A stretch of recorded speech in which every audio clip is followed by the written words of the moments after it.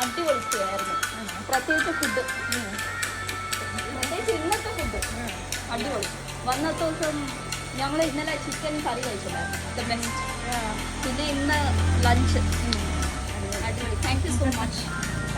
എന്തായാലും വരും ഞങ്ങൾ. Thank you, thank you, bye bye.